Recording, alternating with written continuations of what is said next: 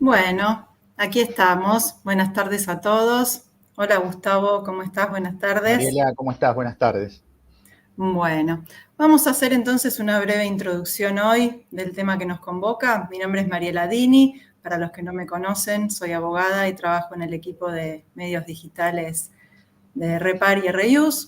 Y bueno, vamos a estar charlando con Gustavo Segú. A él seguramente sí lo conocen, es el especialista de la casa en materia laboral, así que él nos va a estar contando un poco o intentando descifrar este DNU que trajo tantos y tan severos cambios y modificaciones y derogaciones en el régimen laboral. Así que bueno, Gustavo Segú, con ustedes. ¿Cómo estás, Gustavo? Me imagino que Mariela, buenas tardes. cansado. ¿Cómo estás? Muy bien. Bien, muy ¿Todo muy bien. bien? Sí, es un decreto bastante difícil de analizar por lo extenso, por lo complejo, por muchas cuestiones que quedan pendientes de reglamentación. Eh, es un hueso duro de roer, pero bueno, hay que empezar a roerlo por algún lado. Así que bueno, acá en este espacio lo que vamos a pretender hacer es un panorama general de cuáles son las principales y más importantes modificaciones que contiene. Obviamente cada tema en particular va a meritar un análisis especial en cada caso para profundizar en las múltiples facetas que tiene, ¿no? Desde cuestiones pendientes de reglamentación, alcances en casos particulares, errores de la redacción, omisiones, ni hablar la previsibilidad en caso de reclamos o juicios posteriores, pero para empezar hay que empezar por lo más sencillo, es decir, qué tenemos en el texto hoy y qué diferencia hay respecto de los textos anteriores, como para poner primero el rompecabezas arriba de la mesa. Déjame hacer una pequeña aclaración para todos los que se están conectando.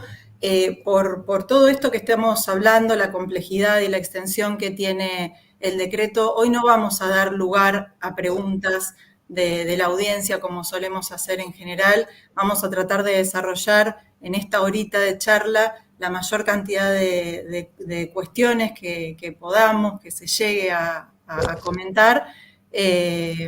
Lo que no se toque en esta charla seguramente lo vamos a poder desarrollar en los artículos de nuestro portal, en los artículos de nuestras suscripciones. Ustedes ya conocen dónde encontrarnos. Así todo, quiero recordarles que, bueno, justamente porque el material es abundante y muy complejo de tratar, vamos a estar subiendo todo de manera recopilada y sistematizada en nuestro nuevo micrositio que hace a todas las medidas y anuncios y reformas del nuevo gobierno. Ustedes el micrositio lo encuentran, como bien les indicó el videíto que pueden escanear y que mostramos al principio de la charla.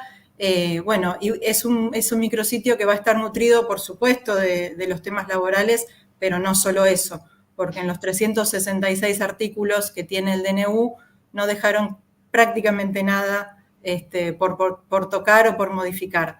Así que bueno, sepan disculparnos que hoy no vamos a estar respondiendo consultas puntuales, vamos a estar tratando de avanzar lo más rápido posible y lo más claro posible. Y para eso también una breve introducción de qué pasa con este DNU, cuál es el recorrido que podría llegar a seguir. Este es un DNU que salió publicado en el Boletín Oficial el 21 de diciembre. Hoy más que nunca vamos a estar con el machete a flor de piel, así que lo que vamos a estar conversando es sobre el artículo 4, que hace referencia al título de trabajo. Son, ya como dije recién, 16 títulos los que están tratados. Y este DNU, que salió el 21 de diciembre publicado, ya sabemos que el DNU se utiliza para circunstancias excepcionales en lo que es imposible seguir los trámites parlamentarios, así está indicado constitucionalmente. ¿Cuál es el tratamiento que sigue? Bueno, es una revisión dentro de los 10 días. El jefe de gabinete lo va a mandar a una comisión bicameral. Esa comisión bicameral tiene otros 10 días para emitir un dictamen y enviarlo al Congreso, que lo va a tratar en pleno. Si no lo envía, las cámaras se podrán reunir de oficio. ¿Qué pasa en esa instancia? Se acepta o se rechaza. El Senado y diputados deben dar tratamiento sin introducir cambios por sí o por no. Se resuelve por mayoría absoluta, la mitad más uno, y ahí se abren nuevamente 3 escenarios posibles. Que ninguna de las cámaras lo trate, entonces el DNU queda vigente. Si una sola cámara lo aprueba, el DNU queda vigente también. Y si es rechazado por ambas cámaras, entonces el DNU va a perder vigencia. La vigencia, seguramente Gustavo vas a querer hacer alguna aclaración, estaría a partir del 29 de diciembre, que son los 8 días luego de su publicación en el boletín oficial. Sí, efectivamente, Mariela, tal como indica en el artículo 5 del Código Civil y Comercial de la Nación, esa sería la fecha de entrada en vigencia, es decir, a partir del momento que se aplicaría. No obstante lo cual, circularon algunas versiones de que habría un decreto complementario que estaría aclarando algunas cuestiones relativas a la aplicación del decreto, pero hasta el momento no hemos tenido todavía oportunidad de conocer ni el texto, ni mucho menos tampoco se ha publicado. Pero bueno, es un dato para que estemos alerta también, ¿no? Bien, sí, es algo que circuló, pero bueno, hasta el momento quedó en eso. Bueno, ahora sí, Gustavo, si te parece, podemos empezar a conversar sobre el capítulo cuarto, que también tiene 9 capítulos. Dentro del título cuarto de trabajo encontramos 9 capítulos que vamos a estar desarrollando a lo largo de la charla. Bueno, bien, en primer lugar lo que vamos a decir que hay una derogación inicial de una serie de normas, una cantidad de artículos de la 24013, se toca la 25013 también, se deroga la 25323, hay una serie de artículos de la 23345, del 43 al 48 que se derogan, pero que a su vez habían modificado otras leyes, ¿sí? La 26727 de trabajo agrario se deroga el artículo 15, y el artículo 50 de la 26844, es la ley de casas particulares. Empieza así el título cuarto, ¿no? Es decir, con la derogación de normas. Y nosotros lo que vamos a hacer en este espacio que tenemos disponible para compartir con ustedes es hacer un paneo de cómo se van modificando las distintas normas a lo largo del texto de este título cuarto que mencionaba Mariela. Y a nosotros nos gustaría empezar con la ley de empleo, vamos a ir siguiendo el orden que sigue el decreto, ¿sí? Donde en primer lugar lo que vamos a decir que se produce la sustitución del artículo 7, ¿sí? Que habla del concepto de registración, y se adecúa este texto a las actuales herramientas que están habilitadas por la AFIP, ¿sí? Es decir, se elimina el concepto de registración que venía del año 1994, ¿no? Pero se indica que las condiciones de registración igualmente van a ser reglamentadas por el Poder Ejecutivo, ¿sí? Por lo que estimamos que en algún momento se va a modificar o a simplificar el mecanismo de registración actual. Es un poco lo que podemos esperar en este sentido. Por otra parte, en la tanda de derogaciones de artículos de la Ley de Empleo, que va desde el artículo 8 en adelante, ¿sí? Se elimina todo el esquema indemnizatorio por falta de registración. Es decir, se deroga el artículo 8, donde se elimina de esta manera la indemnización por falta de registración laboral. Lo mismo pasa con el artículo 9, que estaba referido a la registración deficiente en la fecha de ingreso. También se elimina esta indemnización por falsa fecha de registración. Y de la misma manera ocurre también con el artículo 10, que establecía la indemnización por falta de registración de la verdadera remuneración del trabajador, es decir, cuando hay pagos clandestinos de la remuneración. También queda eliminada esa indemnización. A continuación también queda derogado el artículo 11, ¿sí? Que establecía la forma en la que el empleador intimaba la falta de registración, ¿sí? Y se modifican las condiciones para las cuales el trabajador va a denunciar la falta de registración, ¿sí? Acá entiendo que hay una omisión involuntaria porque, bueno, se habla de la forma en la que va a denunciar ante la AFIP y las autoridades del trabajo la falta de registración, pero no se menciona la registración deficiente, es decir, el caso de falsa fecha de ingreso o falsa remuneración. Entiendo que es un error de redacción del texto, ¿no? Y además se va a reglamentar un procedimiento electrónico para que el trabajador pueda efectuar dicha denuncia, un procedimiento que obviamente queda pendiente, ¿no? Por otro lado, también se deroga el artículo 12, ¿sí? Que son artículos, en realidad los vamos a pasar, estos artículos, pues son artículos que hacían, digamos, ya no tenían aplicación al momento en el que se dictó la ley de empleo. ¿Sí? Lo mismo pasa con el artículo 13, es decir, se eliminan artículos que ya no tenían aplicación hace muchísimos años. ¿Sí? Se deroga también el artículo 14, ¿sí? Que está vinculado también con el esquema de multas por falta de registración y registración deficiente. Es decir, al caer los otros artículos es lógico que este artículo también desaparezca.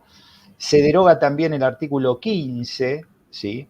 Que de esta manera, con esta derogación, este es el artículo que establecía la duplicación de indemnizaciones cuando el trabajador era despedido entre los 2 años de efectuar un reclamo por falta de registración o registración deficiente, o también cuando, habiendo efectuado el reclamo, se considera despedido ante la negativa del empleador. Se eliminan de esta manera, con este artículo, la duplicación de indemnizaciones por despido, ¿sí? En ambos casos, es decir, tanto en el caso del trabajador despedido que había realizado entre los 2 años un reclamo, o de aquel que realiza el reclamo y se colocaba en situación de despido indirecto ante el rechazo o la negativa del empleador. El artículo 16 también se deroga, ¿sí? Que está vinculado también a la falta de registración y a la reducción de indemnizaciones del artículo 8, que forma parte del esquema que se deroga, no tiene ningún sentido que lo mencionemos, cae con todo el esquema. Lo mismo pasa con el artículo 17 de la Ley de Empleo, ¿sí? Que establecía ciertos requisitos para el pago de las indemnizaciones, tampoco ya no tiene ninguna cosa interesante para mencionar en este caso. Se sustituye el artículo 18, ¿sí? También de la Ley de Empleo, pero en este caso ya salimos del esquema, digamos, de las multas por falta de registración, y este artículo está vinculado con el tema del Sistema Único de Registro Laboral. Lo que hace este artículo nuevo es eliminar, ¿sí? Se elimina del Sistema de Registro Único Laboral el registro de los contratos de trabajo de modalidades promovidas de la 24013 que no existen más, ¿sí? Y se indica la inscripción del empleador y el trabajador al prestador del Sistema Nacional de Salud elegido por el trabajador, que esto tiene que ver con las modificaciones de obras sociales. El artículo 114 incorpora un inciso I, es el artículo que define los casos que se consideran situación legal de desempleo, y se incorpora como situación legal de desempleo el caso de los trabajadores que se desvinculen mediante la modalidad del 241, es decir, la modalidad de extinción por mutuo acuerdo. Por otro lado, se deroga también el inciso A de un artículo, que es el artículo 120 de la Ley de Empleo, que tiene que ver con procedimiento, porque tiene que ver con las inscripciones que se realizaba la obligación, habla de obligaciones del empleador, ¿no? Y hablaba de las obligaciones de efectuar las inscripciones del artículo 7, pero el artículo 7 fue sustituido, ¿sí? Y se va a reglamentar cómo se van a comunicar esas altas. Por otro lado, se agrega una serie de artículos a continuación del séptimo, ¿sí? Que los vamos a ir viendo. En esta oportunidad vamos a ver el artículo séptimo quater, ¿sí? Que dispone la obligación por parte de los jueces de notificar a la AFIP cuando haya sentencia firme, ¿sí? Y respecto de toda la información que el fisco necesite para proceder a la determinación de deuda. Lo que aclara este artículo, que en caso de que el encuadre sea erróneo como contrato de obra o de servicios, ¿sí?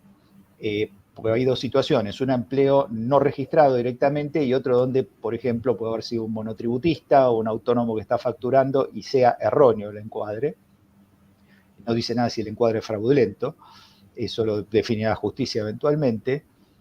Se permite deducir de la determinación de deuda del fisco lo que haya ingresado, ¿sí? En el régimen que le correspondiera a esa persona como autónomo, como monotributista. Eso se va a reglamentar, este caso particular, ¿sí? Se va a buscar que los intereses sean menos gravosos y darle facilidades de pago cuando sea erróneo, obviamente se deba a un error, ¿sí? El encuadre fuera de la ley de contrato de trabajo. En materia de la ley 25013 hay una pequeña modificación, hay una derogación, ¿sí? Pequeña porque se toca un solo artículo, ¿sí? Se deroga el artículo 9 de la 25013, con lo cual queda derogada la presunción de conducta temeraria y maliciosa, que está configurada por el artículo 275 de la Ley de Contrato de Trabajo, para el caso de falta de pago en término de la indemnización por despido incausado o la falta de pago del acuerdo extintivo homologado.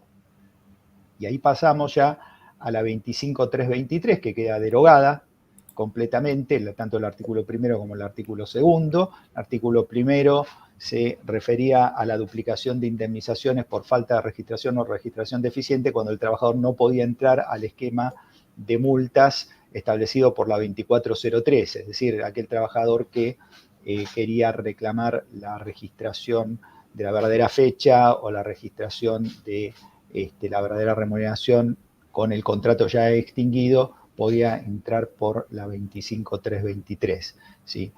Queda derogado este artículo primero y también queda derogado el artículo segundo, que establecía un agravamiento indemnizatorio de hasta el 50% de incremento cuando el empleador que hubiera sido intimado fehacientemente no hubiera pagado las indemnizaciones por despido y el trabajador se viera obligado para cobrarlas a iniciar acciones judiciales o administrativas.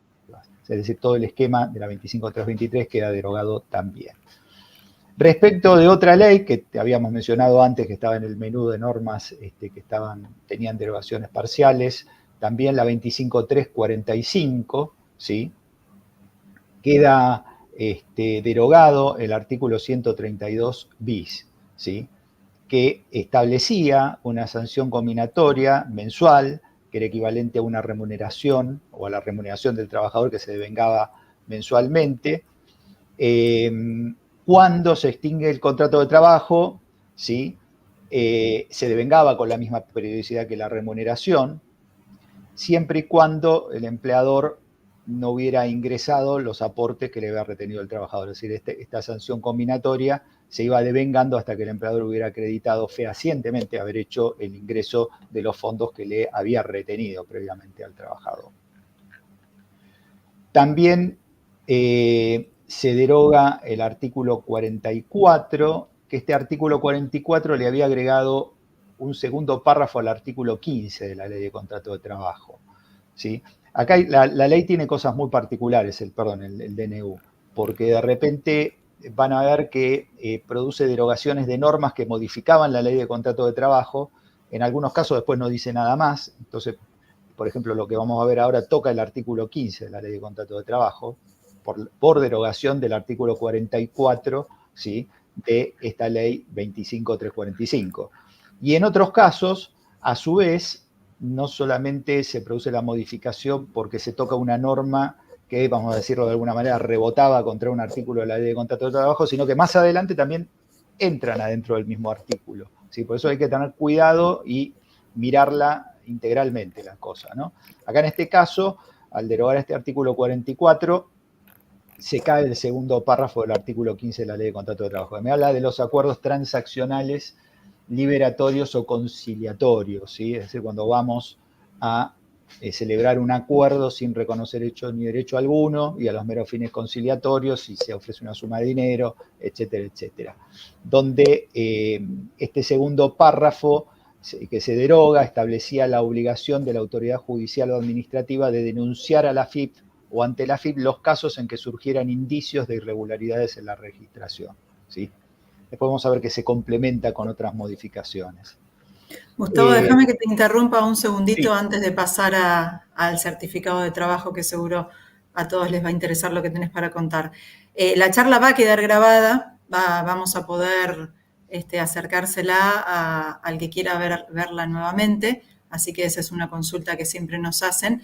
Y todo el material que tenemos en proceso, hay muchas cosas que están siendo ya subidas al micrositio y a la suscripción de Repar, ustedes las van a poder encontrar, por supuesto, todo esto que estamos diciendo, más desarrollado, con más profundidad. Esta es una charla para dar un pantallazo inicial. Así que, bueno, esas inquietudes quería también dejarlas aclaradas para todos los que están del otro lado. Excelente, Mariela, excelente.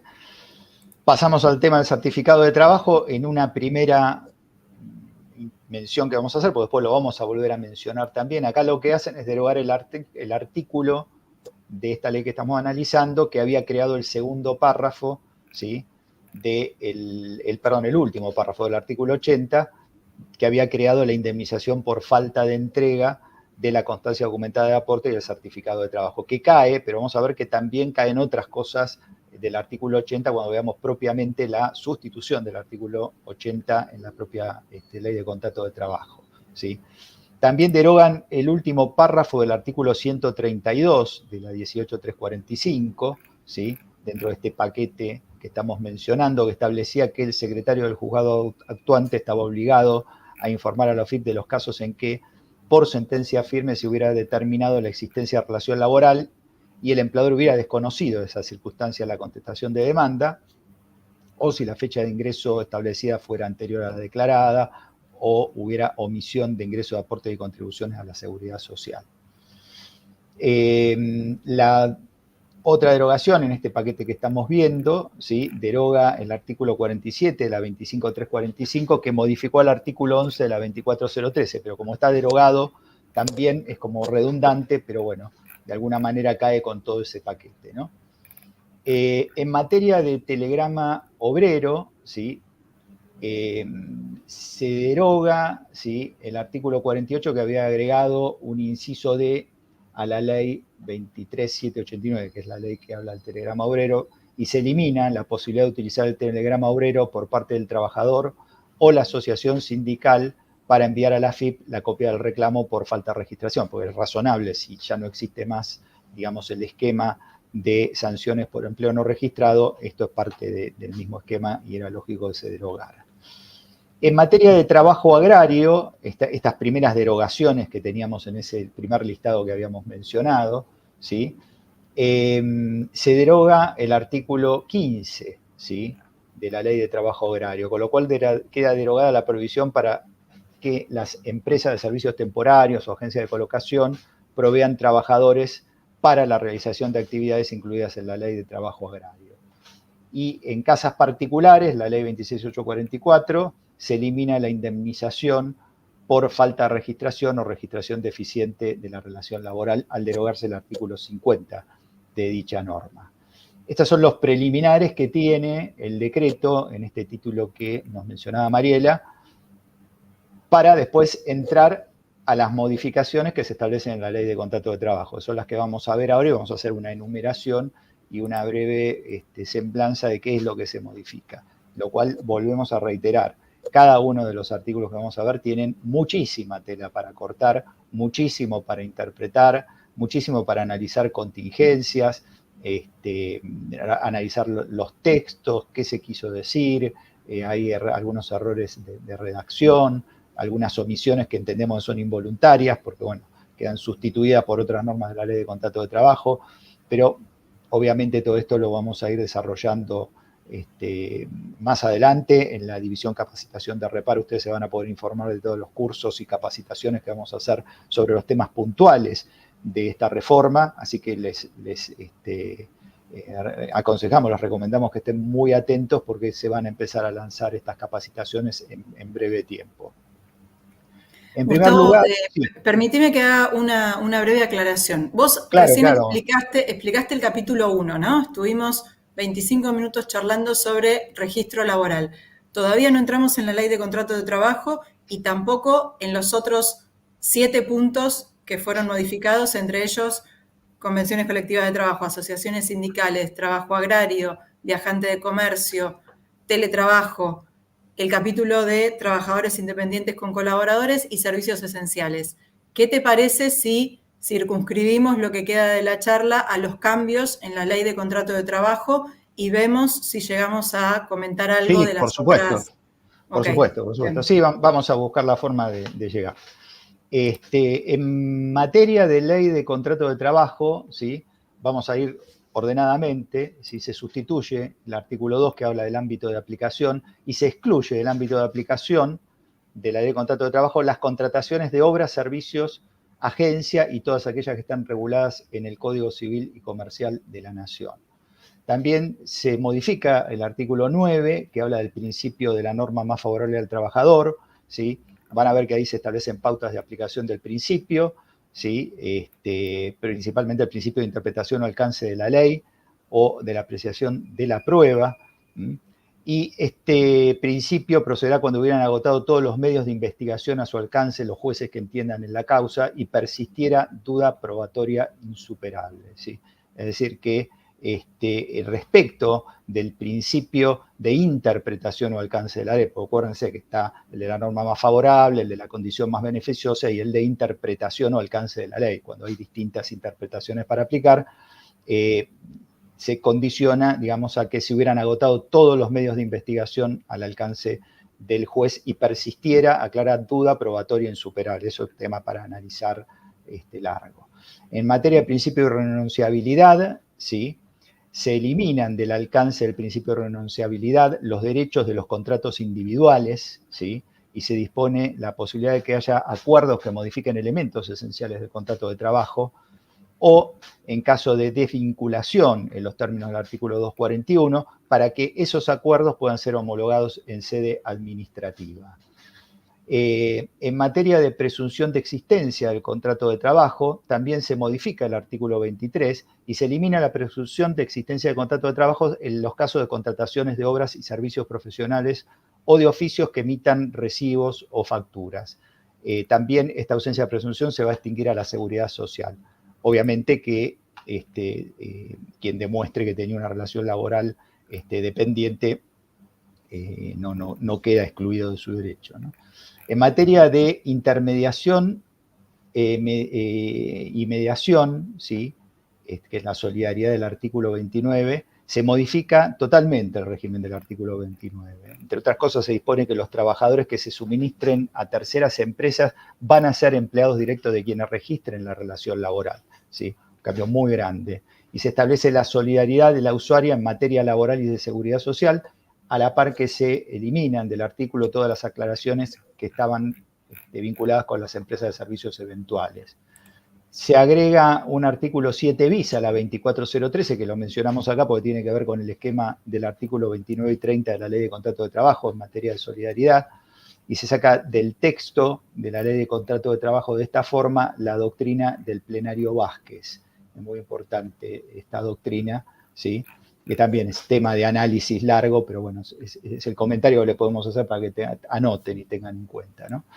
También se modifica, como habíamos dicho antes, el artículo 80 de la Ley de Contrato de Trabajo. Se reglamenta un nuevo procedimiento para emitirlo, pero que lo tiene que establecer el Poder Ejecutivo, y este procedimiento va a ser opcional a través de una plataforma virtual, y se elimina la multa a favor del trabajador por falta de entrega que habíamos visto anteriormente, ¿sí? En materia de periodo de prueba, se extiende el periodo de prueba a 8 meses y se eliminan dos apartados. El apartado tercero, que hablaba de la falta de registración y no existencia de periodo de prueba, en dicho caso, que no tiene mucho sentido tampoco, y se elimina el apartado 7, que disponía que el periodo de prueba se computaba como tiempo de servicio a todos los efectos laborales y de seguridad social, que entiendo que es redundante este artículo porque no hay ninguna modificación al artículo 18 de la Ley de Contrato de Trabajo que establece que se considera como tiempo de servicio el efectivamente prestado por el trabajador desde el comienzo de la relación laboral, con lo cual no hay ninguna duda desde mi punto de vista que el periodo de prueba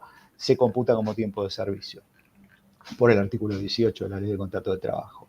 Por otra parte, se modifica también el artículo 124, se eliminan, este es el artículo que habla de los medios de pago, se eliminan las disposiciones que hacían menciona la cuenta sueldo y que establecían que no se podían fijar límites de extracción, y además establecía la gratuidad para el trabajador. Y también se elimina la facultad del trabajador de exigir el pago en efectivo. Por otra parte, también, esto ya en materia de retenciones de aportes en los recibos de sueldo, se modifica el artículo 132, inciso C, y se agrega como condición para poder retener las obligaciones dispuestas por convenios colectivos, por ser afiliados o de solidaridad, o también mutuales o cooperativas, que exista el consentimiento explícito del trabajador autorizando dichas retenciones. Se modifica también el 136, que habla de contratistas e intermediarios, estamos hablando de tercerización, ¿sí? Esto está vinculado con el artículo 30 de la Ley de Contrato de Trabajo, que habla de la tercerización. Se modifican las condiciones y procedimientos para que el trabajador ejerza el derecho, ¿sí?, a que el empleador principal le retenga al contratista los importes que le adeuden en conceptos de remuneraciones o indemnizaciones provenientes de la relación laboral. En materia de recibos de sueldo, se modifica el 139, donde se habilita la posibilidad de emitir recibos en forma electrónica. Por otra parte, se modifica el 140, que establece el contenido necesario, donde se elimina, dentro de lo que es el contenido necesario, la constancia de recepción por parte del trabajador, ¿sí?, del recibo de sueldo, y la indicación del lugar y fecha de pago de la remuneración. Ya no es más un requisito, no va a ser más un requisito necesario del recibo. En materia de conservación de la documentación, ¿sí?, en este caso también del recibo de sueldo y documentación laboral, se habilita la posibilidad de digitalizarla y conservar los recibos y constancias en formato digital y se les otorga la misma validez que al formato en papel. Pasando a maternidad, se modifica el artículo 177, donde la modificación más importante es que en lugar de la trabajadora poder optar por entre 45 días previos a la fecha de parto y 45 días posteriores, ¿sí?, y modificarla por 30 días anteriores o 60 posteriores, queda reducido, o en realidad no reducido, sino que la opción queda posibilitada a 10 días antes de la fecha de parto, ¿sí?, y los 80 días posteriores. Es decir, se habilita a reducir esta licencia anterior al parto, que no va a poder ser inferior a 10 días, o sea, no por menos de 10 días, ¿sí? Esto en la práctica se observaba bastante. O sea, el periodo total de licencia sigue siendo el mismo, lo que siempre cambia es la distribución antes y después del parto. Okay. Sí, sí, sí. En materia de jornada de trabajo, se agrega un artículo nada más, que es el 197 bis, donde se habilita a que los convenios colectivos, que tiene que estar por convenio, establezcan regímenes en función de los cambios en las modalidades de producción o condiciones propias que pueda tener cada actividad, y que de esta manera dispongan siempre por convenio colectivo el régimen de horas extras, el banco de horas, los francos compensatorios, entre otras cuestiones. Se le abre la puerta a la negociación colectiva para esta materia. Pasamos a extinción del contrato. Con un mínimo indisponible de 12 horas de descanso entre jornada y jornada. Eso es lo único que está establecido. Eso lo aclaran en el artículo, pero de todas maneras, como está incluido ya en otra normativa, el descanso obligatorio de 12 horas entre jornada y jornada, de alguna manera, bueno, lo complementa, ¿no? En materia de extinción del contrato de trabajo, se modifica el 242, donde lo que se incluye es que se considere injuria grave, ¿sí?, la participación en bloqueos o tomas de establecimientos. Y por otra parte se aclara además que se va a presumir que existe injuria grave cuando durante una medida de acción directa se afecte la libertad de trabajo de quienes no se adhieran a la medida, o se impida o obstruya el acceso de personas o cosas al establecimiento, o también en caso de que se ocasione algún tipo de daños en las personas o en cosas de propiedad de la empresa o de terceros, ¿sí? O se retenga... Injuria grave de justa causa. Claro, exactamente, o se las retenga indebidamente. También se aclara que se le va a, previamente, ¿no?, a intimar al trabajador para que cese en esa conducta, ¿no? Obviamente, salvo en el caso de supuesto en el que se haya verificado daños a las personas o a las cosas. Ahí ya no hay intimación, es injuria grave directamente. Por otra parte, el artículo 245 de la Ley de Contrato de Trabajo también es modificado, ¿sí? Hay una serie de puntos acá que tenemos para mencionar. En primer lugar, se aclara que la indemnización por antigüedad procede luego de finalizado o transcurrido el periodo de prueba, que está bien, digamos, a mi juicio no agrega nada muy importante, pero hay que tener cuidado, ¿sí?, de no confundir la situación con que no se compute el periodo de prueba como tiempo de servicio a los fines del 245, ¿sí? Porque por aplicación del artículo 18 sí es tiempo de servicio, ¿sí? Se excluye de la base de cálculo de la indemnización por antigüedad el aguinaldo, el SAC, y los conceptos de pago semestral o de pago anual. Por otra parte, para el caso de los trabajadores que tengan remuneraciones variables o que perciban comisiones, ¿sí? Se dispone que se va a aplicar el promedio de los últimos 6 meses o del último año, el que fuera más favorable al trabajador, para determinar esta mejor remuneración mensual normal y habitual.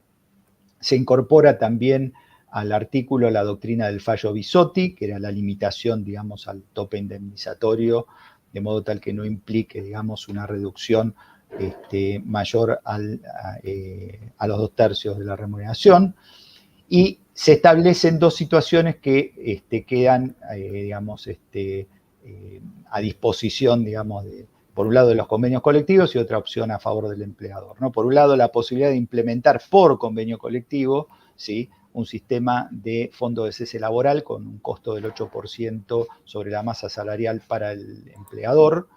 Esto lo tiene que pactar las partes signatarias de cada convenio colectivo. Y por otro lado, le da al empleador la posibilidad de optar por contratar un sistema privado de capitalización a su costo para poder afrontar el pago de indemnización por antigüedad o, por ejemplo, de una suma que se pacte en un acuerdo de extinción del contrato por mutuo acuerdo, es decir, un 241. Es una opción del empleador como para asegurarse ese fondo, ¿no? Por otro lado, tenemos la incorporación de un artículo 245 bis que fija una tarifa por discriminación equivalente al 50% de la indemnización por antigüedad, es decir, por cuando haya discriminación por distintos motivos, etnia, raza, sexo, nacionalidad, etcétera, ¿sí? Se fija esta indemnización agravada, es un 50% sobre el 245, pero la carga de la prueba queda a cargo del trabajador, ¿sí? Y se aclara que el despido que se disponga en estos casos va a producir la extinción del vínculo a todos los efectos. Por otra parte, también se modifica el artículo 255, que es el artículo que establece que en caso de reingreso del trabajador, ¿sí?, y en el caso que la relación anterior, contrato anterior de trabajo, se hayan abonado indemnizaciones, ¿sí?, como indemnización por antigüedad, ¿sí?, la indemnización por falta de disminución de trabajo o fuerza mayor, etcétera, etcétera, etcétera, se podía deducir lo pagado, ¿sí?, de la indemnización actual. Lo que hace acá el artículo es establecer un mecanismo de actualización de eso que se pagó para que no se tenga que deducir a valores históricos. Y lo que establece es que esas indemnizaciones abonadas con anterioridad, ¿sí?, van a ser actualizadas por IPC con más una tasa de interés pura del 3% anual. Por otra parte, también se modifica el 276, que modifica el régimen de actualización de los créditos laborales, ¿sí?, aclarando que esta suma no va a poder ser en ningún caso superior a la que resulte de tomar el capital histórico actualizado por IPC, también con una tasa de interés pura del 3% anual. También en materia de pago en juicio, el artículo 277, ¿sí?, dispone, se produce una modificación, un agregado en realidad, donde dispone que las personas humanas o jurídicas que estén incluidas en la ley de pymes, la 24467, cuando tengan sentencia condenatoria, van a poder acogerse al pago total de la misma o un plan de hasta 12 cuotas consecutivas mensuales ajustadas también con esta pauta que habíamos mencionado antes, IPC más tasa del 3% pura de interés anual. Quedó medio desdibujado ese párrafo que incluyeron ahí. Estaba Sí, metido. sí, porque además falta un montón de reglamentación en estos casos, ¿no? En la mayoría de lo que estamos mencionando, faltan aclaraciones, reglamentaciones. Y ahí pasamos a la 14250, creo que estamos llegando bien con el tiempo, con el paneo que estamos haciendo, donde se modifica el artículo 6 y se elimina la ultraactividad de las cláusulas, pero solamente las cláusulas obligacionales del convenio colectivo. Acuérdense que tenemos cláusulas normativas y cláusulas obligacionales. Las cláusulas normativas, que se refieren a las condiciones de trabajo que el convenio colectivo fija para los trabajadores que están comprendidos dentro del ámbito de aplicación, siguen vigentes, mantienen la ultraactividad hasta que se celebre una nueva convención colectiva. El resto de las cláusulas, que serían en este caso las obligacionales, mantienen la vigencia por el plazo del convenio o por acuerdo de partes que las prorrogue, o también por una prórroga que pueda eventualmente disponer el Poder Ejecutivo, ¿sí? Las cláusulas obligacionales son esos compromisos que están pactados entre los sujetos que firman la convención colectiva, es decir, las cámaras o las federaciones de sindicatos o los sindicatos. Por otro lado, en materia de ley de asociaciones sindicales, que es la 23.551, se incorpora un artículo 20 bis, donde se regulan las condiciones para realizar asambleas y congresos, ¿sí? Acá se aclara que en estos casos no debe perjudicar las actividades normales de la empresa o afectar a terceros la convocatoria y asistencia a estas asambleas y congresos. Se incorpora también un artículo 20 ter, ¿sí? A continuación, donde se dispone la prohibición de conductas que sean calificadas como infracciones muy graves por este propio artículo 20 ter y que son similares a lo que habíamos visto antes de la injuria grave en el artículo 242, y en este caso sería afectar también la libertad de los que no adhieren a una medida de fuerza, ¿sí? O provocar el bloqueo, o tomar un establecimiento, o impedir o obstruir el ingreso de personas o de cosas, o también, obviamente, los daños a personas o cosas de propiedad de la empresa o de terceros. Se aclara que una vez que se verifiquen esas acciones, ¿sí? Se van a aplicar las medidas que correspondan a la asociación sindical. A continuación, el decreto vuelve otra vez a la ley de trabajo agrario, ¿sí? Y modifica todo lo que tiene que ver con el artículo 69, que son las bolsas de trabajo. Es decir, dispone que la provisión de mano de obra a través de las bolsas de trabajo sindicales no es obligatoria, es decir, el empleador podrá o no recurrir a las mismas, y además se dispone la derogación de otras normas que dispongan lo contrario. Es decir, si tenemos alguna resolución de la Comisión Nacional de Trabajo Agrario que trate la cuestión, si va a estar incluida dentro de esta derogación. A continuación pasamos a la ley 14.546, que es el Estatuto de Viajante de Comercio. Se deroga el estatuto completamente, pero en el artículo 91 del decreto queda garantizados los derechos adquiridos de aquellos trabajadores que estén alcanzados por el estatuto hasta el momento de su derogación. Respecto a las nuevas contrataciones, se van a regir por el régimen laboral de la Ley de Contrato de Trabajo y el Orden Público Laboral, más los convenios colectivos que correspondan. En materia de teletrabajo se hacen algunas modificaciones. La primera tiene que ver con el artículo 6, que habla de tarea de cuidado de personas, ¿sí? Se modifica el artículo y se prevé la posibilidad de sustituir este otorgamiento de horarios compatibles o de interrumpir la jornada cuando el trabajador lo requiera por el cuidado de la persona, a que esto sea sustituido por alguna compensación que puede surgir de una norma, del convenio colectivo o contractual, es decir, pagada por el propio empleador, convenida por las partes, relativa a gastos de tareas de cuidado, es decir, para que pueda afrontar el teletrabajador los gastos de tareas de cuidado. Y se dispone la posibilidad también de establecer ciertas pautas específicas mediante las convenciones colectivas, mediante el convenio colectivo, para el ejercicio de este derecho. También se modifica el artículo 8, que trata la reversibilidad que antes era una facultad del trabajador para revocarla y volver a la presencialidad, se modifica y se dispone que esta reversibilidad se va a pactar por acuerdo de partes. Obviamente aclara que siempre que el empleador cuente con las condiciones en las instalaciones para poder permitirlo, ¿no?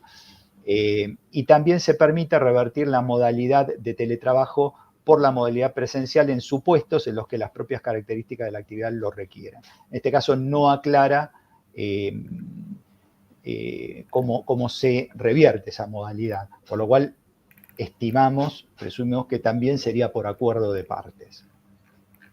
Por otro lado, en materia de prestaciones transnacionales se sustituye también el artículo 17 y se dispone que en estos casos se va a aplicar la ley de ejecución de tareas, ¿sí? Del lugar de ejecución de tareas por parte del trabajador. Es decir, se elimina la situación que estaba regulada, que disponía que se iba a aplicar la legislación del domicilio del empleador o la de ejecución de tareas, aquella que sea más favorable. Es decir, se va a aplicar ahora aquella legislación, donde se estén ejecutando las tareas. Además, se modifica el artículo 18 de la ley 27.555 de teletrabajo, que es la que establecía todo lo que tiene que ver con la autoridad de aplicación, el registro, la fiscalización, y se dispone únicamente que el Poder Ejecutivo va a establecer un procedimiento para el registro de la modalidad de teletrabajo, ya sea al inicio de la relación laboral o al momento, digamos, de la conversión de presencialidad a teletrabajo. Es decir, que este es un artículo que va a quedar pendiente de reglamentación. Y por último, lo último que tenemos que mencionar es el artículo 96, ¿sí?, del decreto, es el capítulo 8, que habla de los trabajadores independientes con colaboradores, ¿sí? Esto todo pendiente de reglamentación, ¿sí? Podemos conjeturar, podemos realizar apreciaciones y demás, pero acá lo que va a pesar muy fuerte es la reglamentación, ¿sí? Pero podemos enumerar, digamos, las pautas principales para poder definir esta figura, ¿no?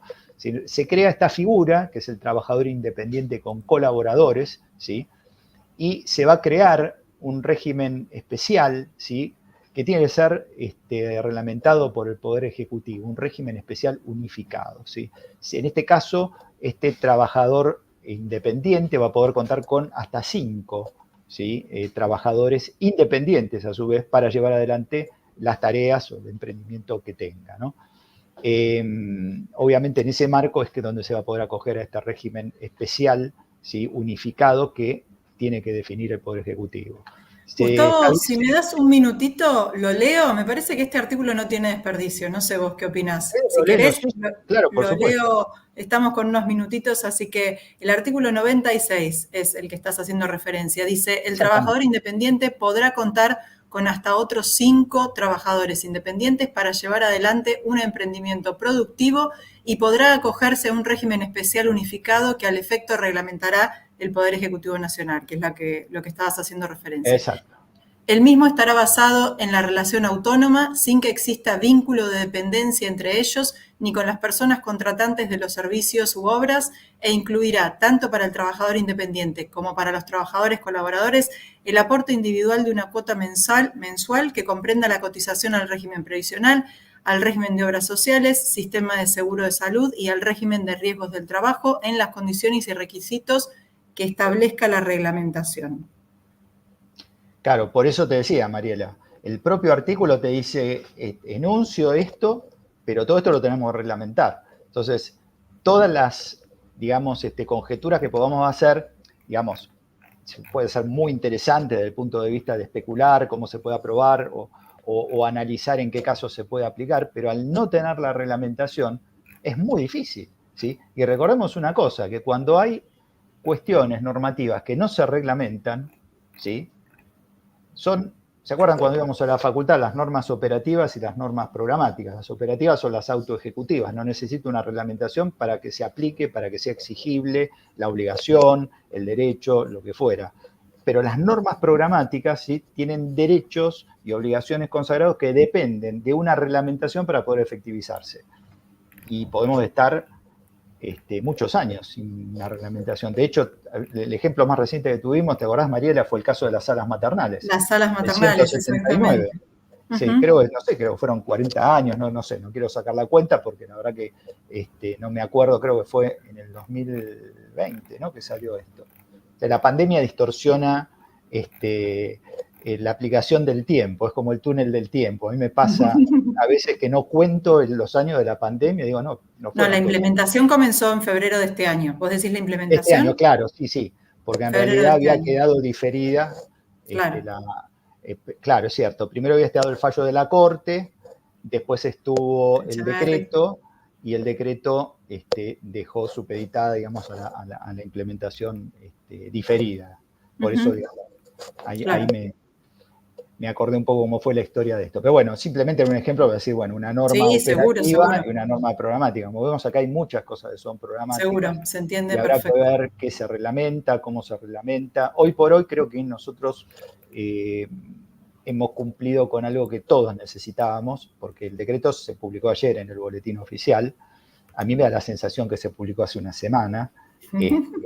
Creo que a todos nos debe pasar lo mismo, de tanto que lo miramos y lo leímos. Pero la idea hoy principalmente era que pudiéramos poner las piezas de este rompecabezas arriba de la mesa para ver los alcances más esenciales, ¿sí?, y las modificaciones, le pasamos revista a todo, no dejamos nada sin incluir. Exactamente. Para poder entender cómo es el mapa en grande, ¿no? En macro. Después, desde ya, en futuras actualizaciones, artículos que vamos a ir publicando en el micrositio de Reforma, ¿sí? Que ustedes vieron el videito al principio, en el ciclo de actualización laboral también, en la edición 2024, donde los invito a que se inscriban, que nos acompañen, porque vamos a tener... ¿Cuánto trabajo que vamos a tener este año, Gustavo? Muchísimo, sí, muchísimo para analizar, para estudiar, para compartir juntos, y en todas nuestras publicaciones, ¿no?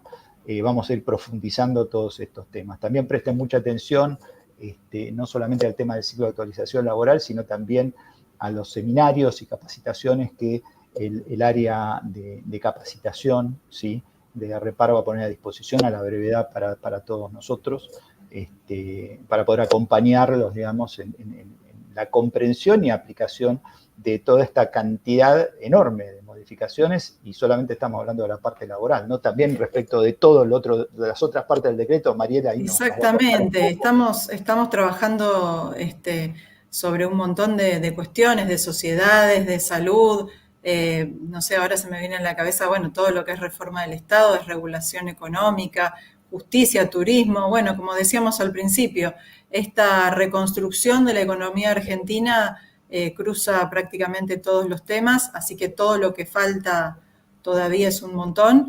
Les queremos agradecer, ya estamos más o menos en horario, sí, sí, para no entrar nuevamente en cuestiones que la verdad es que da para charlar mucho. Por suerte tenemos el ciclo de la mano del doctor Segú para profundizar cada uno de estos puntos.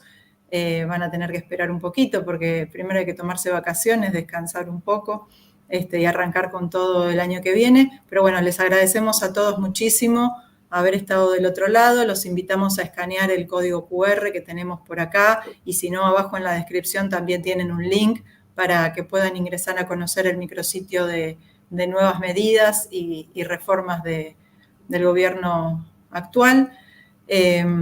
Y bueno, no sé, Gustavo, si hay algo más para agregar. Sí, por supuesto. Yo le quiero agradecer a todos los asistentes, a vos, Mariela, también, por la participación. Y también les quiero desear a todos que tengan muy felices fiestas y que tengan un excelente año 2024, que sepan que desde acá, desde Repar, nosotros los vamos a estar acompañando permanentemente, ¿sí? Y que además ahora estamos por todos lados. Si quieren nos pueden seguir en nuestro canal de WhatsApp, tienen toda la información disponible ahí en nuestro canal de WhatsApp. Telegram, para los que tengan Telegram también pueden seguirnos ahí.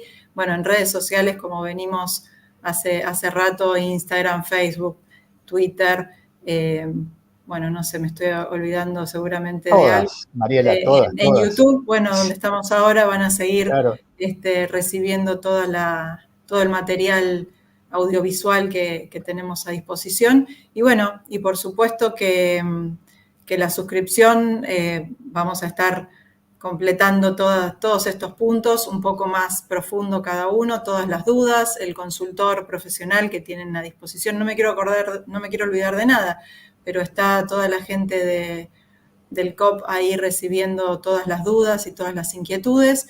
Y bueno, por lo pronto, feliz año, feliz Navidad.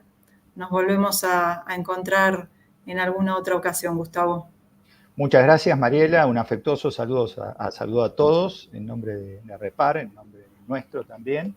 Y bueno, que sepan que cuentan con nosotros por todos los canales que mencionó Mariela, que los estamos acompañando permanentemente y que pueden confiar y sentirse respaldados, ¿sí?, por toda esa información que estamos produciendo para facilitarles la comprensión y aplicación de todas estas grandes modificaciones. Muchas gracias a todos. Muchas gracias. Nos vemos.